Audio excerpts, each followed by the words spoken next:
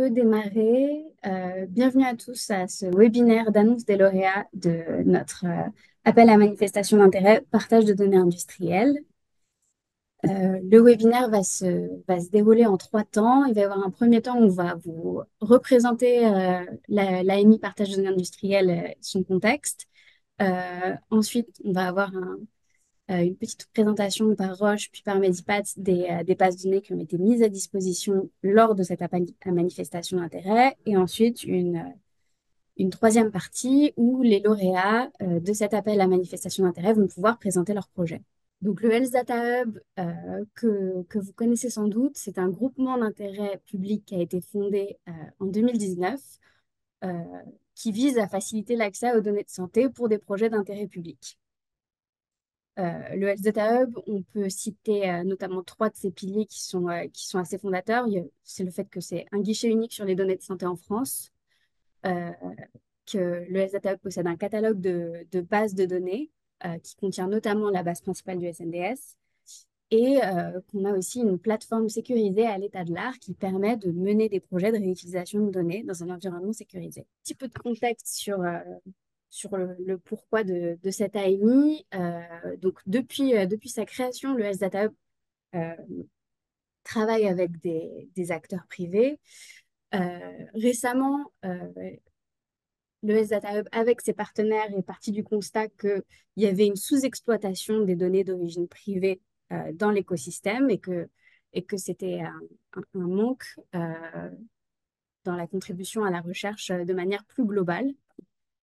Euh, donc, accompagné de ses partenaires industriels, en l'occurrence Roche et Medipat, nous avons lancé cet appel à manifestation à destination de projets de recherche. Donc, l'appel à manifestation a couru du 19 juin au 16 septembre 2024. L'objectif, c'était de réfléchir aux conditions de partage de données d'origine privée et d'identifier, puis d'accompagner des projets d'intérêt public qui promettaient des résultats rapides et innovants. Euh, et pour ces lauréats, on propose un accompagnement humain, technique et financier. Euh, et on a hâte du coup de vous présenter les lauréats de cet appel à projet. Donc, on peut passer à la présentation des bases de données qui ont été mises à disposition. Euh, Petite présentation des partenaires et ensuite Roche puis Medipat pourra présenter ses bases. Camille, je te laisse la parole pour présenter Roche en quelques mots.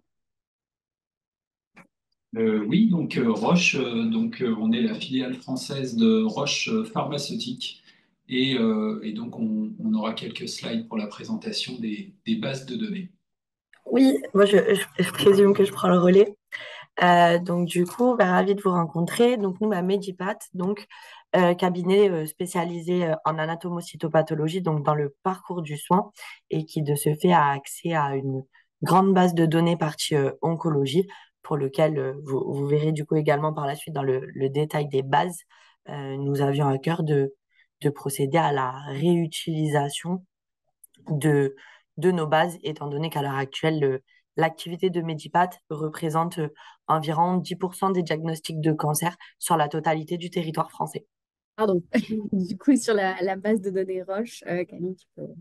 Oui, alors c'est une redite hein, parce que je pense que vous avez tous bien compris les jeux de données que l'on partageait à savoir un projet qui a eu lieu entre 2015 et 2021 et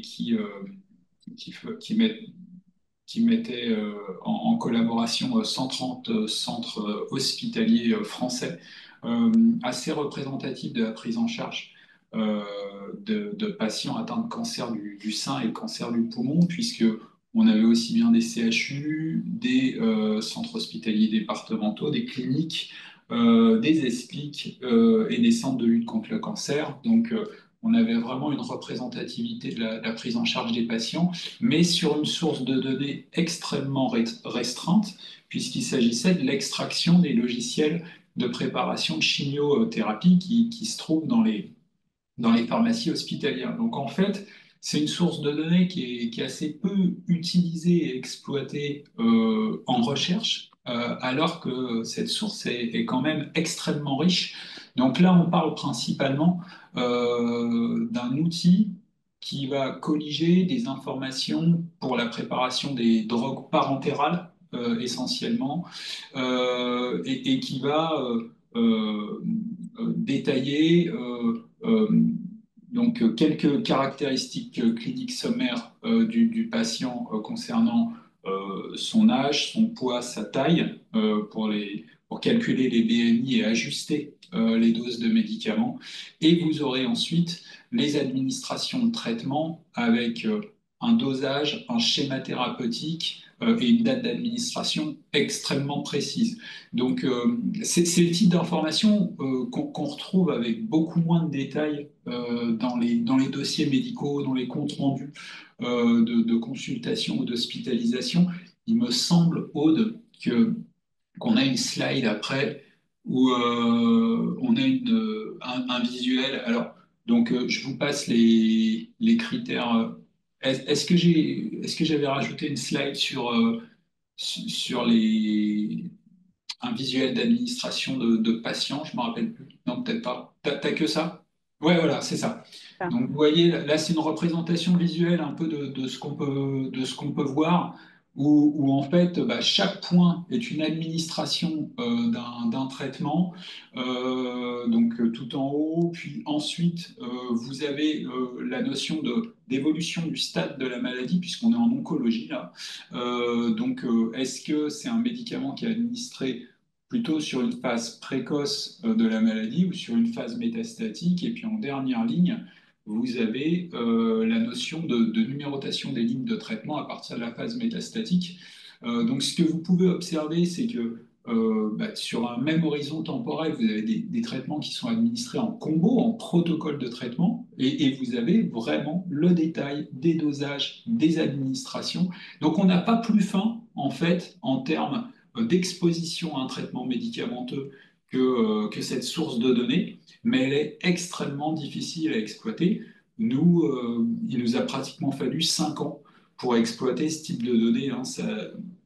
Et donc, ce que l'on met à disposition, ce qui est important de bien comprendre, mais je pense que pour la plupart d'entre vous, hein, vous l'avez compris, on met à disposition deux types de bases, et pour le poumon et pour le sein.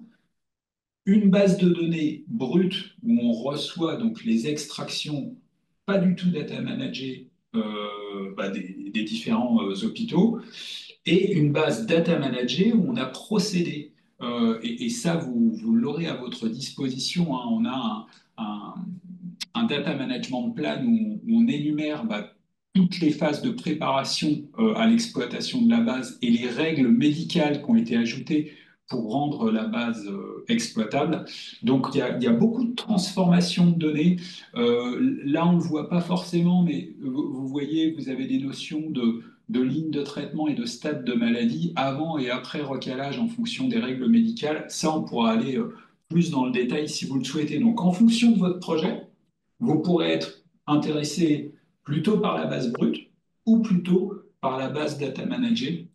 Et là, évidemment, on en discutera projet par projet. Voilà. du coup, on peut peut-être passer à la présentation de la base Medipat. Oui, alors du coup, pour la base de données donc, que l'on a mis à disposition, donc partie Medipat, donc il s'agit d'une base d'une manière générale qui correspond à du cancer du poumon, donc à non petites cellules, avec données de biologie moléculaire associées. Un peu plus en détail, dans dans la volumétrie. Donc, on est à 500 dossiers patients donc, disposant de données de biologie moléculaire associées. En termes d'aire thérapeutique, donc, comme je vous le disais, on est sur des cancers du poumon non à petites cellules. Tout stade de cancer confondu, avec un prélèvement sur tumeur primaire et donc sans traitement préalable. En termes d'utilisation secondaire, je pense que là, du coup, je vais pas vous refaire un descriptif, étant donné que je pense que pour la plupart, du coup, donc les projets sont d'ores et déjà montés et correspondent, du coup, aux attentes des bases. C'est pour ça que ils ont été élus dans les lauréats, du coup, de cette AMI. Et juste, du coup, donc, d'une manière globale, en termes de données associées, donc, nous disposons de la partie données administratives, donc non identifiant de patients, c'est-à-dire le sexe et l'âge. de données donc d'anatomocytopathologie contenant donc les diagnostics, les sous-types, la partie grading, staging, ainsi que le PTNM, du coup, vu que c'est le TNM défini en anatomocytopathologie. La partie données d'immunohistochimie, donc principalement pour du poumon forcément, on parle des anticorps PDL1, ALK et ROS. Et pour la partie donc biologie moléculaire, on parle donc de tests en NGS sur des panels de gènes contenant, par exemple, la partie sur les gènes EGFR, KRAS, NRAS, BRAF, mais également 20 autres gènes pour lesquels je vais pas vous embarrasser avec le détail. Euh, si vous pouvez juste passer juste une information, je pense que j'aime toujours souligner également. Nous, forcément, donc Medibat, on est une structure de soins en première instance.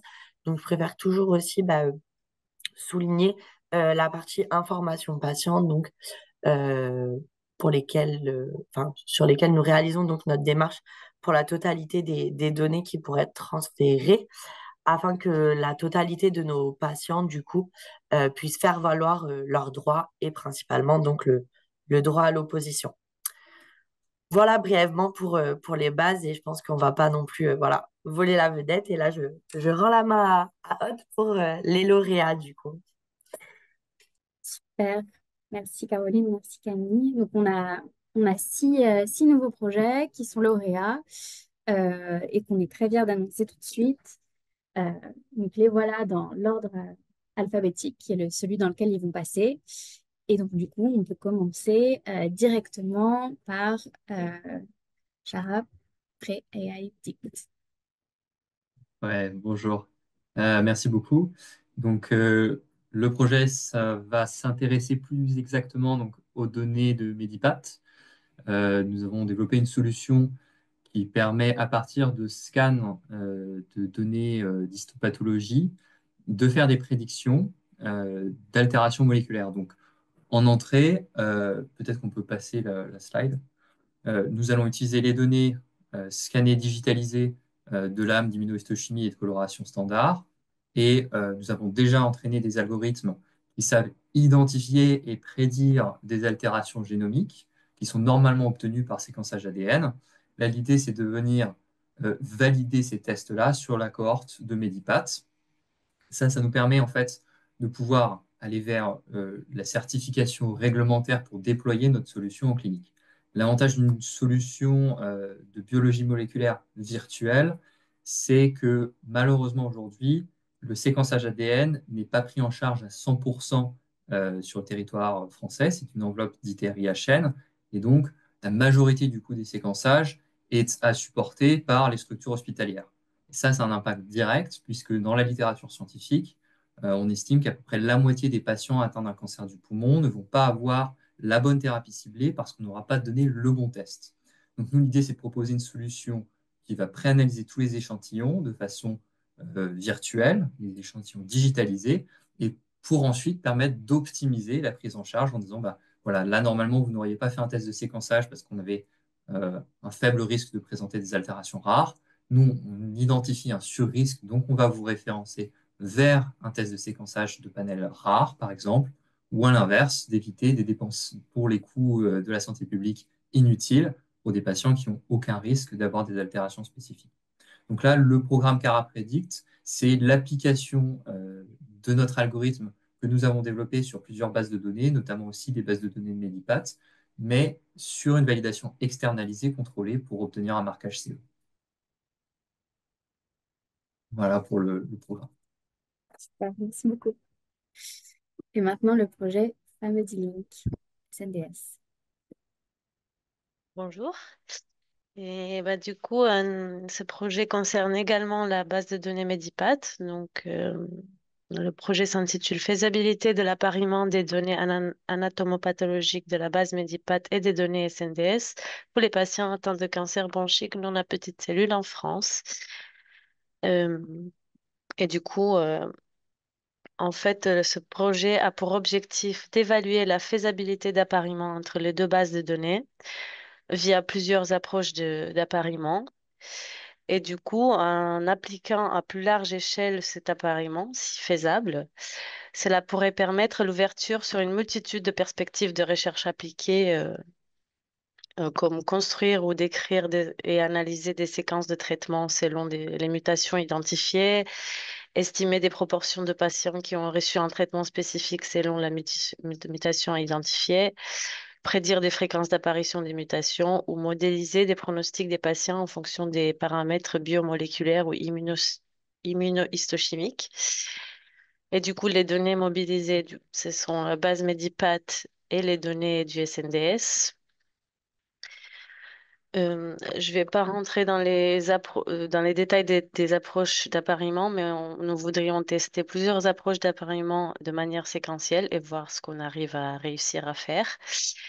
Euh, Il y a, il y a quelques variables candidates à l'appariement dont Caroline avait parlé, l'âge, le sexe, la date de l'acte de prélèvement anatomopathologique et les données de facturation. Euh, c'est, Ça va être le gros challenge du projet, étant donné la taille réduite de la base. On est sur 500 patients. On est aussi sur un nombre réduit des variables candidates à l'appariement, donc un deuxième challenge. Et on ne sait pas quel est le pouvoir de discrimination de ces variables pour pouvoir apparier entre les deux bases. Mais en tout cas, en cas de réussite, on compte décrire les patients appariés selon la mutation identifiée en termes d'âge, sexe et comorbidité. Et l'intérêt public de ce projet, c'est que en présent, il existe très peu d'études en vie réelle sur la prise en charge de ces patients du cancer bronchique non à petite cellule, prenant en compte le statut mutationnel ou d'autres paramètres biologiques et immunohistochimiques. Et nous n'avons trouvé aucune étude qui portait sur le chaînage des bases de données SNDS avec des données anatomopathologiques. Et donc, du coup, cette base Medipat nous offre ici une opportunité directe d'identifier une sélection de patients atteints de ce cancer bronchique non à petite cellule et leur statut mutationnel, en espérant que on pourra réaliser cet appariement. Voilà. Mm. Et maintenant, le projet Imopex. Bonjour à toutes et à tous. L'objectif du projet Imopexan, qui est dans l'ordre alphabétique le premier projet à s'intéresser à la base Roche, en l'occurrence PRM1. L'idée de ce projet est venue notamment quand on a vu un peu les graphiques proposés par la base Data Manager de PRM, qui montraient un niveau de détail très important des parcours thérapeutiques, notamment pour les patientes atteintes de cancer du sein. Et l'idée derrière ce projet, du coup, c'est de décrire un peu tous les schémas thérapeutiques qu'on va pouvoir avoir en pondérant notamment par le stade et d'autres facteurs cliniques et sociodémographiques, en tant que succession de différentes dispensations de traitements d'intérêt, notamment des chimiothérapies systémiques. Et une fois qu'on a identifié un peu la multitude de parcours de soins qu'on va pouvoir avoir, donc le petit schéma que vous avez en bas de la slide, hiérarchiser un peu ces parcours en faisant passer, en traduisant ces successions en succession temporelle via un tapis de séquence, et hiérarchiser ces parcours par fréquence de succession d'événements via une méthode de clusterisation. Et à partir de là, donc, identifier des grandes tendances de prise en charge, notamment de la première ligne de traitement qui sera la plus importante, la plus compliquée à reconstruire, avec un objectif à la fois thérapeutique et un objectif organisationnel. Donc un peu cette même réflexion qui est portée sur les traitements, la portée également sur comment ces traitements sont dispensés. Est-ce que le patient les reçoit à l'hôpital, en hôpital de jour? Est-ce qu'il y a une hospitalisation complète, etc., etc. Et une fois qu'on a ces deux visions à la fois thérapeutiques et organisationnelles des grandes tendances qui se distingue en France, parce qu'on a l'avantage d'avoir, au cours de la période d'études, donc 2015-2020, une base qui était quasiment exhaustive des cancers du sein, notamment pour les mutations HER2, parce qu'on n'avait quasiment que des traitements Roche qui étaient spécifiques à l'époque. Donc c'est une très bonne information de ce côté-là. L'idée, c'est de pouvoir, à partir de là, définir si certaines caractéristiques sociodémographiques, cliniques, biologiques ou autres pourraient avoir un impact sur le parcours de soins que le patient va pouvoir suivre directement après. C'est-à-dire, est-ce qu'un patient présentant telle mutation et étant pris en charge dans un centre hospitalier départemental, par exemple, va recevoir la même ou un parcours différent qu'un patient qui a la même mutation, mais qui est pris en charge dans un CHU ou dans un ESPIC, etc. Donc, c'est un peu toutes ces modélisations qu'on va chercher à faire pour ensuite déterminer si, dans un avenir radieux, on peut dire ça, si pour deux patients ayant des caractéristiques initiales plus ou moins identiques, mais présentant deux parcours différents, on a une certaine perte de chance qui se fait. Et si cette perte de chance existe, est-ce qu'il y a un moyen d'orienter cette patiente vers un parcours plus optimisé pour elle? Voilà un peu les grandes lignes pour ce projet. Merci. Merci. Obeko. Oui, bonjour. Donc, je suis le docteur Joconde Veller de la Fondation Hôpital Saint-Joseph. Donc, je vous remercie d'avoir sélectionné notre projet au BECO. Euh, je vais présenter rapidement l'équipe projet. Donc, on a le professeur Éric Raymond, qui est chef de service d'oncologie médicale à Saint-Joseph. On a d'autres membres qui font partie du Data Lab de l'hôpital Saint-Joseph, donc le docteur Anne Buron-Fosse, qui est médecin de santé publique, Guillaume Moquet, qui est data scientist, et donc moi-même, Joconde Veller. Voilà. Donc l'objectif de notre projet était est d'évaluer et de comparer en vie réelle l'efficacité des différentes méthodes de calcul de la dose des anticancéreux administrés pour les cancers du sein, donc pour les patients obèses. Pourquoi on a choisi cet objectif? Parce qu'en fait, historiquement, pour les chimiothérapies, cette dose est calculée en fonction de la surface corporelle, c'est-à-dire une formule qui reprend le poids et la taille du patient. Mais ce mode de calcul de la dose n'a pas été réellement évalué. Donc son impact n'a pas été évalué, notamment sur l'efficacité et la toxicité. Et plus récemment, il y a des modifications qui ont été proposées donc, pour l'ajustement des posologies en fonction du poids pour les immunothérapies et sur des doses fixes pour les thérapies ciblées.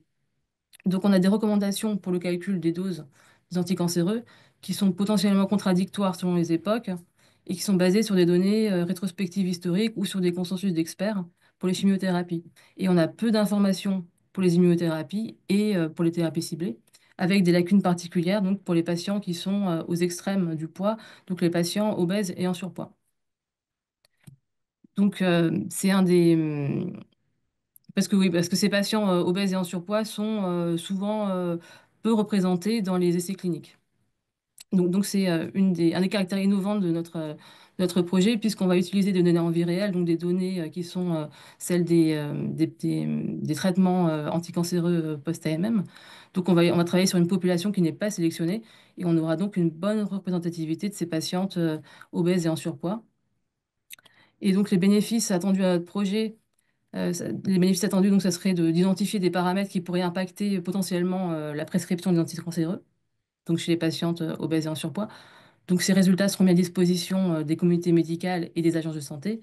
Et donc, ça permettra de définir des recommandations sur la base des données qui sont objectives afin à terme, améliorer la qualité de la prise en charge donc, des patientes dans le cancer du sein. Donc, les données qu'on va utiliser, ça va être celles de la base Roche PRM cancer du sein. Donc, notamment des données qui sont au niveau du patient, telles que le poids, la taille, l'âge, des données également sur le cancer, le stade de la maladie, la localisation, des données sur les médicaments prescrits, la dose qui est prescrite, le protocole de traitement. Et donc, ces données vont être appareillées au SNDS. SNDS, donc la base de données de remboursement de l'assurance maladie. C'est-à-dire que pour chaque patient, on va être en capacité d'avoir un suivi dans le temps, un suivi longitudinal, et on va pouvoir avoir toute sa consommation de soins et donc pouvoir déduire à partir de données, notamment celles du PMSI, donc celles des hospitalisations, la survenue de toxicité ou la survenue d'une récidive du cancer. Et on pourra analyser la survie des patients puisqu'on aura le statut vital. Voilà. Merci. Et maintenant, le projet Oncoval. Oui, merci. Bonjour à tous. Donc, je me présente succinctement, Morgan Guillaudeux. Je suis Head Data Scientist chez Octopies, également délégué à la protection des données. Octopies, c'est une entreprise qui a développé donc une solution d'anonymisation par synthèse de données, qui a fait l'objet d'une publication l'année dernière et qui est aussi qui a reçu une attestation de conformité de la CNIL. Et donc, notre projet Oncoval, donc qui représente donc Oncologie anonymisée pour la valorisation et l'analyse des données. Elle présente plusieurs objectifs. Le premier étant donc de faciliter des usages en utilisant des données anonymisées. En fait, notre solution, on la voit comme complémentaire d'un outil comme le S-Data Hub qui vient apporter de la sécurité autour des données. Nous, on apporte une sécurité sur la donnée en générant une version synthétique anonyme du jeu de données qui conserve les propriétés statistiques d'origine tout en prouvant que les données, que les individus sont bien anonymes. Et donc, le jeu de données en question, le jeu de données synthétique, sort du cadre d'application du RGPD. Donc pour ce projet-là, l'objectif, c'est donc d'appliquer notre méthodologie sur la base PRM cancer du sein de Roche et donc de fournir un jeu de données, une version synthétique anonyme de ce jeu de données-là pour créer un mode bac à sable qui favoriserait la manipulation et l'utilisation de ces données dans de nombreux cadres différents. Le tout pour justement promouvoir une recherche éthique et sécurisée vis-à-vis des données qui sont utilisées à une échelle qui est plus grande et avec une grande composante cinétique, puisque le fait qu'on réalise donc ces projets-là directement sur une base qui est synthétique anonyme, ça permet de réduire les délais de partage, faciliter les publications scientifiques, comme par exemple en faisant une publication et en y associant pardon, des données synthétiques anonymes. Euh, et donc voilà, le gros objectif, ça va être via cette cohorte PRM cancer du sein, produire une version synthétique anonyme de ce jeu de données-là et vérifier deux choses principalement. La première, la privacy, être capable de prouver que le jeu de données synthétique anonyme qu'on produit, il est bien anonyme au sens du RGPD, ce qui le ferait sortir du cadre d'application du RGPD, ce qui est vraiment important. Et la deuxième, sur l'aspect des propriétés statistiques, être capable de prouver que les propriétés statistiques du jeu de données d'origine sont conservées et donc que les analyses peuvent être directement en mode bac à sable réalisées sur une version synthétique du jeu de données. Et voilà, je vous remercie. Non, le dernier projet, le projet Storm. Oui, du coup, le projet STORM, standardisation des traitements au MOP et résultats et méthodes que nous portons. Donc, nous l'avons orienté sur la problématique de l'interopérabilité des données en vie réelle et nous avons voulu explorer l'usage de modèles communs de données tels que le format OMOP CDM. Donc, c'est un format qui est déjà utilisé dans la communauté internationale, mais pour lesquels il y a encore un besoin de retour d'expérience et c'est ce qu'on aimerait apporter avec ce projet STORM. C'est un retour d'expérience critique de la standardisation d'une base de données cliniques qui sera du coup la base PRM cancer du sein.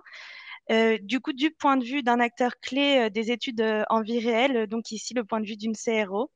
Et nous avons également un second objectif qui est du coup de s'assurer de la concordance des résultats d'analyse qui sont menés donc soit sur la base source et en comparaison du coup avec celles menées sur la base standardisée, analyses qui seront réalisées en aveugle, c'est-à-dire par un statisticien qui n'aura pas participé à la standardisation de la base.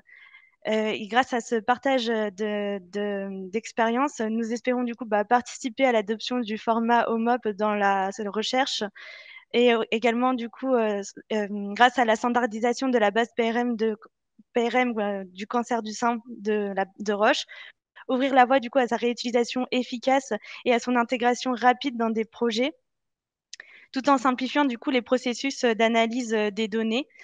Et nous partagerons également du coup l'ensemble de ces travaux, comme je disais, en open source afin du coup de pouvoir développer l'usage du format OMOP et nous réaliserons du coup l'évaluation de l'impact de la standardisation sur la qualité des analyses menées sur la base de données, ce qui est crucial du coup pour garantir la fiabilité des résultats après une standardisation. Et voilà, nous vous remercions du coup pour avoir choisi le projet STORM. Merci. On a fait le tour des projets lauréats. Est-ce que maintenant il y a des questions? Alors, quand vous êtes participant, vous ne pouvez pas poser une question directement, mais vous pouvez la mettre dans le chat. Camille, tu as levé la main, c'était pour... Absolument. Donc j'ai une question notamment pour les, les structures qui ont candidaté donc, aux bases PRM. Il y a quand même un certain nombre, enfin pour moi, les quatre sujets sont transposables du sein au poumon. Alors effectivement, il y a plus de patientes dans la base 5 que dans la base poumon. Mais est-ce que c'est uniquement une notion de nombre de patientes ou il y a d'autres éléments qui font que vous avez choisi la base sein? Je veux bien commencer à répondre vu qu'on est en partie concerné. Je laisserai la suite à ceux qui veulent discuter. Effectivement, Camille, nous, le choix de la base sein, c'est en partie décidé par rapport au volume. Je suis tout à fait d'accord que c'est transposable sur l'autre base. Euh, il se trouve que dans le cadre de l'application d'un algorithme d'anonymisation, c'est toujours comment ça, en termes de balance entre privacy et utilité, on peut toujours conserver plus de propriétés statistiques quand on a plus de patients en entrée. Et donc, on a décidé de partir sur cette base de données-là. Bah écoutez, je vais enchaîner. Nous, de notre côté, c'est également un choix du fait de notre expérience en fait en oncologie et en particulier sur notre connaissance de l'oncologie dans le cancer du sein. Notamment parce que en fait, il y a une grande étape donc dans la standardisation du format OMOP qui est du coup la traduction des données sources qui ont des codes particuliers à du coup un format standardisé, ce qui nécessite une grande connaissance des molécules, des séquences de traitement, enfin de toutes les données sources. Et c'est une expérience qu'on a ici, nous, dans l'équipe projet. Donc, on s'est concentré sur la facilité, si on peut dire. Et donc, c'est pour ça qu'on a fait le choix de la base cancer du sein. Pour, Concernant pardon. la... Allez-y. Non, bah pour Robeco, comme on travaille sur l'obésité, voilà, je pense que c'est plus pertinent de travailler sur le cancer du sein. Alors, peut-être une petite information, donc effectivement totalement alignée. Il y aura sans doute une très faible part de la population de patientes exposée à des immunothérapies, puisque c'est jusqu'à 2020 et c'est vraiment l'arrivée des immunothérapies. Donc, je ne l'ai pas précisé, hein, mais il y a vous avez également des lignes de traitement en essai clinique. Donc, il peut y avoir une exposition à des immunothérapies au cours d'essais cliniques des patientes. Donc, pour toute la partie finalement chimio, je dirais que les deux bases se valent. Si vous avez une exploration un petit peu plus vers l'effet dose-poids sur l'immuno, la base poumon serait peut-être tout aussi intéressante. Mais voilà. D'accord. En tout cas, les deux sont à votre disposition et ce pour tous les lauréats, bien sûr, hein. Ok, bon, on explorera ça aussi, alors merci. De l'autre côté, l'idée de partir sur le sein, en fait, on l'a proposé, pour être transparent, on a proposé les deux projets en parallèle, avec l'idée de faire un outil qui soit le plus transposable possible, en fait, on a été amené à choisir enfin, il a été décidé que le sein serait priorisé, notamment, et on a eu cette discussion lors des défenses avec le HDH, pour majoritairement des questions de volume de patients. Ça, c'est un fait. Mais l'idée derrière, comme je l'ai dit, c'est vraiment de proposer une solution qui soit la plus clairement possible dans l'objectif d'open data qui va s'en suivre et qui soit le plus répétable dans tout type de cancer. Le deuxième objectif qu'on va pouvoir avoir, c'est un peu d'essayer de s'extraire des informations cruciales qu'on va pouvoir avoir dans la base PRM pour voir si on peut accéder à un niveau de détail à peu près équivalent au sein du SNDS typiquement. On a une question sur les applications commerciales, qui est une question pour les 6 lauréats. Donc, quelles applications commerciales? Je sais pas qui va commencer. Je peux commencer si vous le souhaitez. Nous, de notre côté, donc en application commerciale, l'idée, c'est de proposer notre solution gratuitement sur l'ensemble des laboratoires d'anatomopathologie qui souhaitent déployer notre solution. Pourquoi? Parce que la problématique principale, c'est qu'il n'y a pas aujourd'hui de remboursement complet des solutions de séquençage ADN. Donc l'idée, c'est de générer un compte-rendu standardisé pour tous les patients, où on fait la liste des mutations en faisant de l'optimisation. Notre application commerciale derrière ça, c'est de répondre à une deuxième problématique, qui est la problématique du recrutement de patients pour des études cliniques, notamment dans le cadre de thérapie ciblée. Il faut identifier des patients avec des altérations très précises. Et comme je le disais, on ne fait pas le séquençage next generation pour tout le monde. Donc l'idée, c'est de pouvoir faire l'interface sur ces comptes rendus de biologie moléculaire virtuelle entre une CRO qui cherche à recruter des patients et ce compte-rendu-là. L'idée, c'est donc, dès qu'on a identifié un patient avec les critères d'éligibilité d'intérêt, on met en relation l'oncologue, la CRO, et si l'oncologue souhaite aller plus loin pour le recrutement, le test de validation avec son patient, l'idée, c'est qu'il rentre en contact avec la CRO comme il le ferait dans le cadre d'un recrutement d'une étude clinique classique. Voilà pour notre débouché commercial.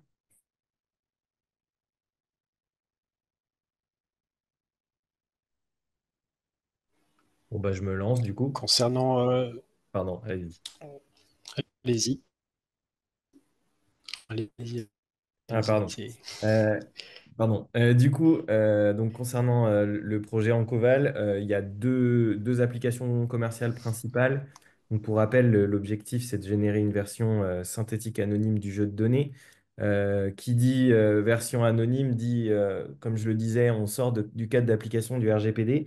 Et donc ça, c'est intéressant pour débloquer des usages qui étaient pas possibles avant pour un premier jeu de données.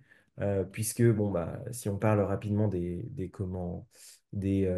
la réglementation du RGPD pour pouvoir faire un usage, un traitement ultérieur d'une donnée, il faut que ce traitement soit jugé compatible avec les finalités initiales du premier traitement, ce qui est rarement le cas. Et donc, il faut soit passer par des MR004, soit une demande de la CNIL, soit demander un nouveau consentement ou repasser par une nouvelle base légale. Et le traitement d'anonymisation, lui, en tant que tel, si on est capable de prouver que c'est bien de l'anonymisation, il est jugé compatible avec les finalités initiales. C'est-à-dire qu'un jeu de données qui est des données personnelles, on peut l'anonymiser sans demander un nouveau consentement, par exemple. Et derrière, une fois que les données sont anonymes, ce ne sont plus des données personnelles et donc on peut développer des nouveaux usages. Donc il y a aussi une forte composante cinétique parce qu'on développe certes comment, pardon, on permet de nouveaux usages, mais aussi on permet de les faire rapidement puisque dès que l'anonymisation est faite, comme je disais, on sort du cadre d'application du RGPD et donc on peut imaginer tout un tas d'usages. Je parlais avant de la publication dans la recherche, mais on peut penser à de la valorisation, promouvoir de l'open data et tout un nombre de use cases que je ne saurais exhaustivement citer. De notre côté, l'objectif, ça va être avant tout la transposabilité, comme j'en ai parlé pour la première question sur la base PRM. La définition des parcours et des successions de traitement et d'hospitalisation, etc., c'est une question qui se pose certes dans le cancer, mais qui peut se poser dans beaucoup d'autres pathologies. Et l'idée derrière ça, ça va être de généraliser un peu toutes les recherches qu'on fait là, de pouvoir s'en servir comme une base pour après derrière pouvoir générer de notre côté en interne, des analyses sur la même structure, sur d'autres cancers ou d'autres pathologies. Il n'y a pas d'objectif purement commercial à première vue, mais c'est des données qui vont nous être utiles derrière pour optimiser la façon de rechercher des parcours de soins notamment.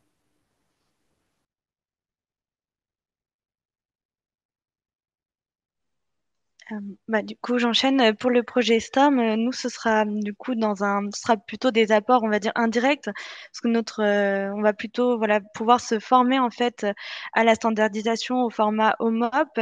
Et ce qui va en ressortir, c'est qu'on pourra proposer notre expérience de cette standardisation. Mais c'est surtout également, ça nous permettra aussi d'apporter notre expérience sur les défis que l'on rencontrera suite à la standardisation d'une base au format OMOP et tout ce que ça pourrait engendrer comme répercussions sur les processus réglementaires des études en vie réelle. Donc c'est plutôt des apports indirects en tout cas. Je vais continuer pour Family Link SNDS. Comme c'est une étude de faisabilité d'un appariement, il n'y a pas vraiment d'application commerciale directement. Déjà, on essaye de voir si c'est faisable d'apparier une si petite base, d'une petite taille avec la base SNDS. Euh, et on n'a pas pensé à des applications commerciales, en tout cas pas dans un premier temps.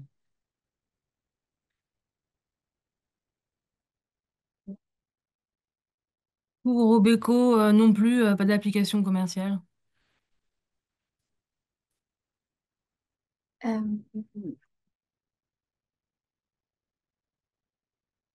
semble qu'on avait une autre question qui était plus pour les projets d'appariement avec la base principale du SNDS, euh, qui, qui était sur les inquiétudes sur la... Enfin, est-ce que vous aviez des inquiétudes sur la faisabilité?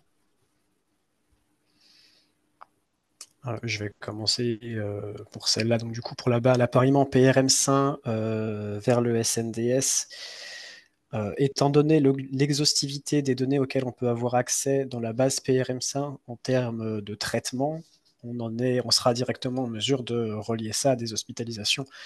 Donc, en fait, on va avoir des caractéristiques sociodémographiques uniques et répétables pour les patients, mais également des dates de séjour hospitalier répétées, plusieurs dates de séjour hospitalier qui vont pouvoir être faites pour chaque injection, etc. etc. Et pour la faire très très courte, au bout d'un moment, si on sait qu'une patiente de tel âge est allée telle date, telle date, telle date, telle date à l'hôpital, on est très confort sur le fait de pouvoir être sur un ratio de quasi 100% en termes d'appariement en tout cas.